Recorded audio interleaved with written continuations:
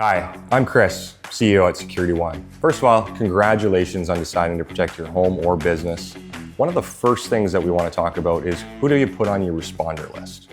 Today, I'm going to go through a few tips to make it easy to select the right people for your list. So the first piece of advice I'd like to give you is pick people who are reliable. If they're not willing to answer their phone or are unlikely to answer the phone, don't put them on your list. Second tip or piece of advice is proximity matters. If someone lives really far away from the property, probably not a good person to put on your list. However, putting people who only live in the property on your list or work in the property, also not a good idea. You want to make sure that people have neighbors, colleagues, friends, probably within a 15 to 20 kilometer radius works. Lastly, this list needs to be updated. So if someone changes their phone number or decides to move on from that current role at your business, it is important to always update your responder list. Put it in your calendar, maybe every 6 months or so, just to check in on it.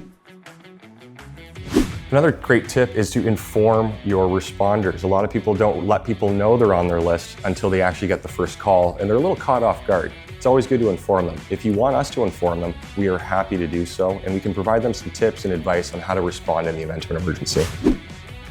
If this alarm system is for your residential home, we're happy to provide a few pieces of advice of who to put on the list. Number one, put the people who live in the home on the list, but more importantly, put people who are outside of the home. So we're looking to immediate neighbors, close family and friends who live maybe within a 5 kilometer radius of the home, and then maybe a coworker, colleagues, maybe within a 5 to 10 kilometer radius. We're aiming for 3 to 5 people to put on the list. If you have more, happy to do so. We can do up to about 8 people on that list.